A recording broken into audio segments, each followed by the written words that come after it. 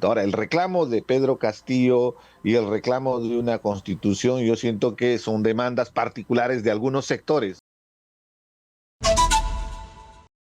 Vamos a entablar comunicación con Richard Arce, que es excongresista de la República, pero principalmente tiene conocimiento de lo que viene pasando en Andahuaylas, en Apurímac. Señor Arce, ¿cómo está? Buenas noches y bienvenido a Exitosa.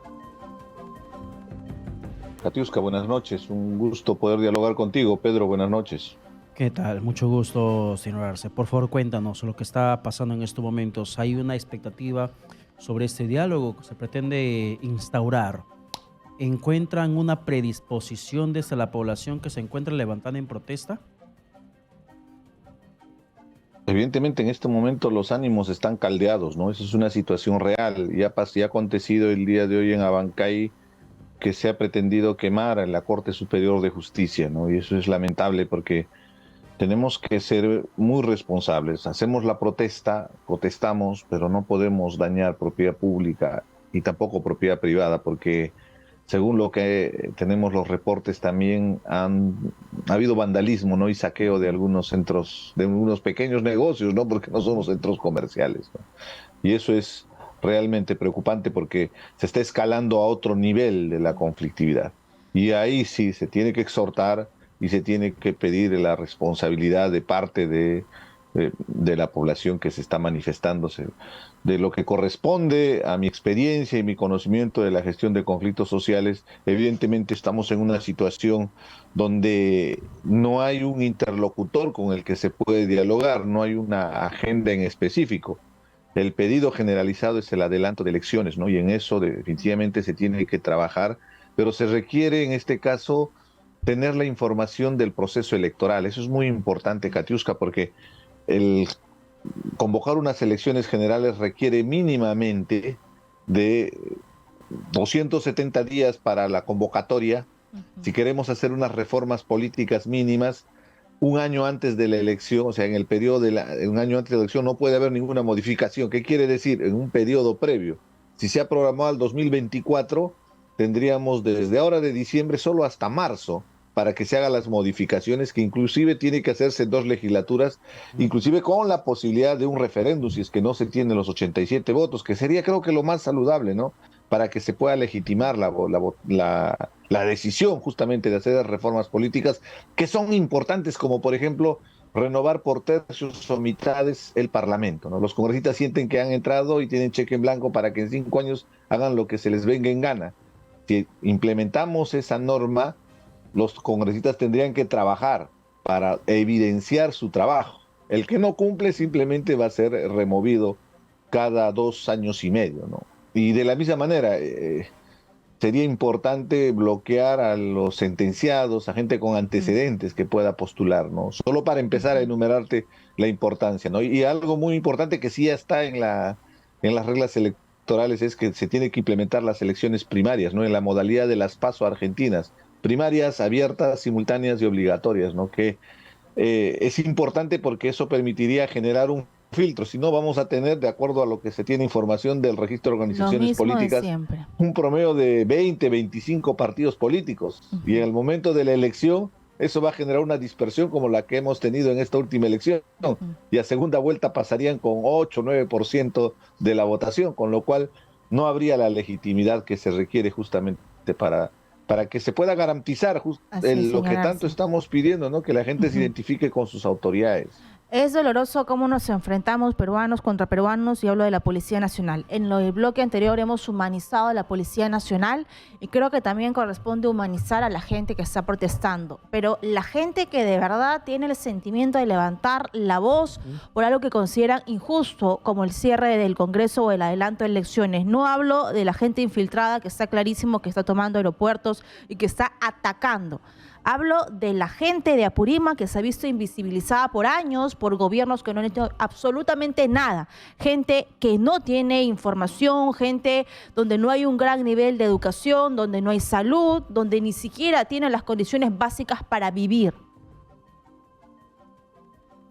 Y son esos puntos que han generado un caldo de cultivo y que permanentemente desde Andahuaylas, desde Apurímac, han estado demandando la atención del Estado.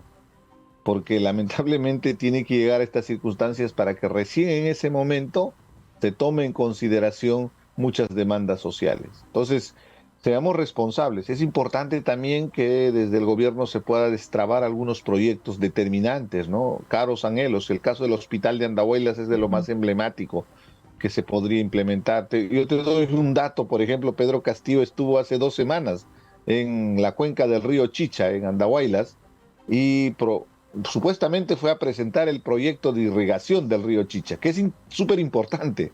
Yo me he dado el trabajito de investigar en si este proyecto, que es un megaproyecto en realidad, está inscrito en el marco macroeconómico multianual en la lista de proyectos de inversión que se van a desarrollar a futuro.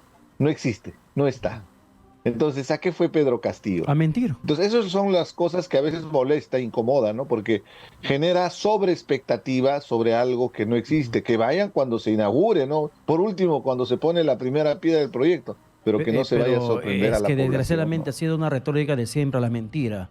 La vulgar y triste mentira de Pedro Castillo, porque Región que se iba ofrecía algo que ni siquiera estaba en proyecto, en planes.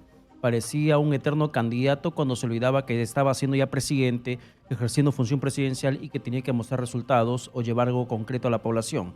Pero siempre les vendía o les mentía con expectativas, esperanzas que realmente no están ni siquiera inscritos en un primer paso para que sea un proyecto de inversión pública.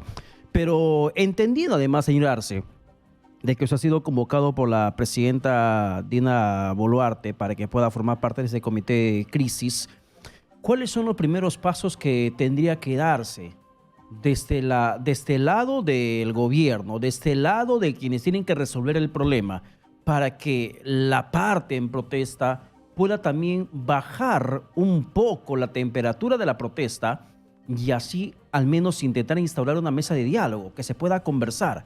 Esos primeros pasos van a ser importantes. ¿Cuáles cree usted que tienen que ser? Determinante, se tiene que tender puentes de diálogo y para eso es importante la participación de algunos otros actores sociales, ¿no? La presencia de la iglesia tiene mucho significado en Apurímac, en Andahuaylas, y no me refiero solo a la iglesia católica.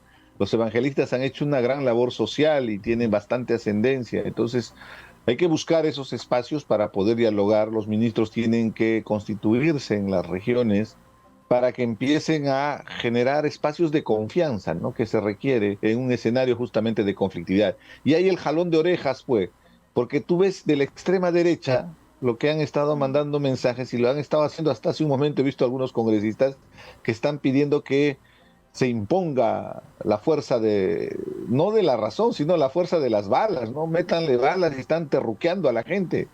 Es una ofensa, es una provocación, o sea, qué irresponsables, ¿no? De la extrema derecha, pero tampoco mis compañeros y camaradas de la izquierda que no se froten las manos, que ellos también son responsables porque han estado enviando mensajes soliviantando a las masas, tirando leña al fuego, cuando su responsabilidad más bien es llamar a la cordura, a la paz social, por más agenda importante que puedan tener. O sea, con objetividad. Siempre hago la analogía, pero para que se pueda entender, si en la calle vemos a dos personas peleando, ¿cuál es la responsabilidad de un ciudadano? ¿Aprovecharse del morbo y estar viendo cómo se pegan dos personas? ¿O más bien vamos a tratar de tranquilizarlas y que no siga la violencia, ¿no? Porque se supone que hemos ido evolucionando como seres humanos. La violencia no nos lleva a nada, y cuando se responde también con violencia, las consecuencias ya las hemos visto. O sea, el caso de Bagua debe estar muy vigente, ¿no? En nuestra memoria de lo que significó enfrentar a la población, ¿no? La responsabilidad por eso en estas circunstancias, y que hay que exhortar definitivamente a todos los que están involucrados en la movilización, ¿no? Para que se pueda generar algún espacio de diálogo. Es importante la comunicación que se tiene que dar desde el gobierno y tratar de entender el contexto de cada una de las demandas. Yo sé que es complicado, pero se tiene que entender de manera diferenciada lo que viene aconteciendo en Apurímac, lo que acontece en Arequipa, lo que está empezando a acontecer en el norte, y de esa manera poder abordar justamente la atención social, pero el compromiso de la clase política para que en el más breve plazo, cumpliendo las leyes electorales, se pueda convocar a un adelanto de elección. Y yo me sumo a su indignación del terruqueo. Creo que es lo más facilista decir que toda la gente que levanta la voz es terrorista. Usted, con la información que maneja, sé que es muy cercano con los líderes de izquierda, sé que usted es un poblador de Andahuaylas, de Apurímac. ¿Realmente hay un remanente terrorista? ¿Realmente hay infiltrados que detrás están enviando a las masas, manipulando a la población? ¿Hay un financiamiento detrás? Siempre en una movilización social va a haber gestores de interés, ¿no? Y que evidentemente una forma de evidenciar sus posiciones es exacerbando a la violencia, ¿no? Y eso hay que investigar, ¿no? Para entrar al detalle e identificar quiénes son esos responsables que están aprovechando justamente legítimas demandas sociales, reclamos justos, postergados históricamente, para que sea como una especie de aprovechamiento, pues, evidentemente, desde el orden político o desde sus agendas, ¿no? Que pretenden imponernos en una democracia, ¿no? Acertada Y la... sí existe, ¿no? y ahora, El señor Movadef Arce, existe. claro. Perdón. Entendemos perfectamente. La policía precisamente ha denunciado que hay gente del Movadef que está infiltrada dentro de esta movilización y que sabemos que el Movadef es el brazo político de Sendero Luminoso. El terrorismo intenta resurgir con toda la barbarie que en su momento ha perpetrado en el país. Y eso es lo que se tiene que evitar. Acertada la decisión del gobierno, según lo que informó el día de hoy el ministro de Defensa, Alberto Otárola, que se ha dispuesto que se declare en emergencia la red vial nacional y además que las Fuerzas Armadas complementen la labor de custodia de la policía, sobre todo garantizando las instalaciones estratégicas como aeropuertos, hospitales u otras que requieran presencia militar. ¿Acertada esa decisión? Es importante garantizar los activos estratégicos del país, ¿no? Imagínate si va a haber vandalismo y atacan un hospital, que en este momento es de necesidad imprescindible, ¿no? Se tiene que atender la salud. Y de la misma manera, ¿no? Sectores donde se provee energía, un aeropuerto, por supuesto, además de lo oneroso, ¿no? Porque esos daños, cuando hay vandalismo, ¿quién los va a asumir? Al final los vamos a asumir todos, los Sí. contribuyentes, los que pagamos impuestos cada año y que esperamos que el Estado invierta con responsabilidad. El Perú no es un país que le sobra el dinero, al contrario, hay muchas necesidades, ¿no? Entonces, en ese aspecto es importante, pero también el mensaje, ¿no? Yo saludo mucho la posición de que se va a buscar y se va a agotar el diálogo y no es la imposición de la fuerza, ¿no? Creo que ese es el sentido común que se tiene que prevalecer al momento de enviar un mensaje justamente de confianza a la población, ¿no? Entonces, ¿Usted ha de conversado esa con parte, la... lo que yo te puedo testimoniar es que ha Ujú. habido una muy buena predisposición a escuchar. Y Y eso hemos es un buen escuchado hoy gesto, día porque a la muchas veces cuando presidenta. están en el poder hay la soberbia, ¿no? De Ujú. por medio, ¿no? Y en esta situación de crisis no es una buena consejera la soberbia. ¿Y usted ha conversado con la presidenta Dina Boluarte? ¿Qué es lo que le ha dicho? ¿Cuáles son los Sí, pasos que va por a seguir? supuesto. O sea, fue por eso que yo participé en esa reunión, ¿no? Me expresó su profunda preocupación y la necesidad, ella me decía, somos apurimeños, o sea, hagamos algo. Entonces, desde una posición muy cómoda, uno podría hacer el cálculo político, ¿no? O estar buscando tal vez un cargo, una función importante en el Ejecutivo, ¿no? Un ministerio, no sé. Pero mis humildes contribuciones justamente es de servicio a nuestro país en un momento de crisis. Creo que todos estamos llamados, los que tenemos algo que compartir en este caso, en un tema de gestión de crisis, gestión de conflictos sociales, tenemos que participar, ¿no? Lo otro sería mezquindad, ¿no? Y el otro, o sea, hay que estar siempre prestos a servir a nuestra patria en una circunstancia como corresponde, ¿no? Eso que quede bien claro, y eso es la buena voluntad de querer aportar como ciudadano, ¿no? Evidentemente yo no tengo ningún cargo público en este momento y tengo la mejor voluntad justamente de analizar ese contexto, hacer un mapeo de actores, comprender esa lógica y transmitir. Creo que ahí está lo más interesante, ¿no? Ya, ahora, a ver, señor Arce, Ah, ¿y con quién va a el intentar contacto entablar? con la gente que puedes conversar y puedes ahí persuadir, ¿no? Ya, en el caso suyo, si va a intentar tener este rol de mediador o al menos interlocutor, ¿con quiénes van a sentar los primeros contactos en Apurímac particularmente para que se pueda intentar instaurar ese diálogo? Con los dirigentes sociales, ¿no? Hay el Frente de Defensa, hay organizaciones sociales muy representativas, pero también, o sea, con mucha objetividad. Habría que atender las demandas postergadas. Yo creo que ese podría ser un mensaje de confianza, ¿no? De parte del gobierno. Entonces, hay que revisar temas presupuestales para poder atender inmediatamente cuestiones que se han postergado, ¿no? Que lamentablemente ha hecho que el Estado se vea ausente en la región. Entonces, va por ahí, pero primero tendamos los puentes a través también de los otros actores, ¿no? Porque con objetividad, esta es una tarea muy complicada, es muy difícil, no es, yo no soy ningún gurú, ningún especialista, tengo mi formación, mi experiencia, me dedico a este tema y contribuiré desde mi esquina con la mejor voluntad, tratando de buscar la paz social, ¿no? Eso sí te lo puedo garantizar, ¿no? Para hacer el mejor esfuerzo de que se pueda buscar algunos puntos de encuentro y sobre todo de entender que nuestro país está por delante, ¿no? Y eso es muy importante. Tenemos que estar por encima de esas contradicciones, ¿no? Que está generando justamente gente con otro tipo de intereses en este momento. Ujú. Ya te he dicho, la extrema derecha, por su lado, terruqueando, queriendo que le metan bala, y la extrema izquierda aprovechándose, ¿no? Soliviantando a las masas, ¿no? Exacerbando esos sentimientos, ¿no? Entonces se necesita una voz tal vez racional en ese momento. Creo que ese es el camino para poder buscar una alternativa en esta aguda crisis, ¿no? Porque el Perú no puede seguir ahondando la crisis. Hemos salido de una pandemia con más de 200.000 muertos, es hace poquito, o sea, no podemos entrar a otra espiral justamente de violencia que no solamente ya tiene muertos, ¿no? Sino te imaginas las consecuencias económicas. Solo piensa en los pequeños y microempresarios en este momento que Uy, la han pérdida es invertido contundente. para esta campaña navideña, en la Así es. situación desesperante que deben encontrarse porque su mercadería se vende en Navidad. Ujú. Si no se vende en Navidad, eso ya no se vende hasta el próximo año. Entonces eso significa perjuicio porque muchas pequeñas empresas se sustentan de esa venta navideña. Con ello mantienen el resto del año. Dina Boluarte va a estar dispuesta a escuchar a la población. ¿En qué pedido? Porque recordemos que los pedidos son uno de ellos, no todos, por supuesto.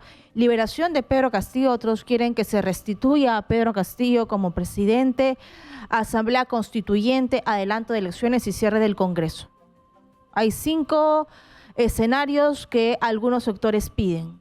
¿Cuál es el sector que Sí, Dina Katiuska, Boluarte va a ceder? habría que diferenciar ahí. Hay un denominador común que están pidiendo que se vayan todos de Sí. adelanto de elecciones. Creo que en eso hay un consenso. Y definitivamente parte de eso justamente es que haya nuevas elecciones, ¿no? Para que haya elecciones presidenciales y congresales. Ahí está sujeto al cronograma electoral. Eso hay que explicar, hay que comunicar, hay que tratar de hacer entender que una elección no se organiza de la noche a la mañana. Ujú. Solo en términos presupuestales estamos hablando de una elección presidencial sobre los 500 millones de soles, más o menos, que significa organizar un proceso de esta naturaleza. Y el presupuesto general de la República está aprobado, no está considerado un Buen proceso punto. electoral, pero se puede solucionar, todo se Así es. soluciona. Bien. Lo otro, lo objetivo, o sea, en esta circunstancia donde se está llegando a este clima ya de confrontación con toda la objetividad, definitivamente acá es responsabilidad del Congreso, ¿no? Eso que también quede claro, porque si se hace una reforma política para un adelanto de elecciones, recae en ese Congreso cómplice del gobierno, ¿no? Porque si por eso estamos en esta situación es porque el Congreso se ha quedado campante y celebrando, cuando ellos han sido parte del problema. Creo que eso ha exacerbado el sentimiento. Ahora, el reclamo de Pedro Castillo y el reclamo de una constitución, yo siento que son demandas particulares de algunos sectores, pero para eso, para una nueva constitución, se tiene que buscar un consenso nacional. Eso se llama momento constituyente. No estamos viviendo el momento constituyente, estamos en una crisis. La casa se está incendiando. No vamos a pensar en decorar la casa, en amoblarla cuando se está incendiando. Tenemos que conseguir a los bomberos, ayudar a apagar el fuego y después tratar de reconstruir. De ahí recién vendrá el tema que estamos pensando, ¿no? Y el tema de Castillo es un tema legal que él tiene que responder a la justicia por su negligencia, por los delitos de corrupción y por haber hecho un autogolpe al estilo Alberto Fujimori, ¿no? Eso hay que Bien. hacerle recordar tanto al compañero Manuel López Obrador y también a Gustavo Petro, ¿no? Que se han atrevido a hacer ese mensaje donde no se dan cuenta que están avalando la corrupción. Un hombre de izquierda no avala la corrupción y tampoco avala a alguien que pretende hacer un golpe de Estado. Bien, Richard Arce, muchas gracias por la comunicación alcanzada. Gracias, Pedro. Solo llamar a la paz, llamar a la tranquilidad, busquemos una salida en estas circunstancias difíciles. Los peruanos somos capaces de poder salir adelante. No agudicemos estas contradicciones, busquemos un camino, el diálogo. Así Muchas Gracias. gracias.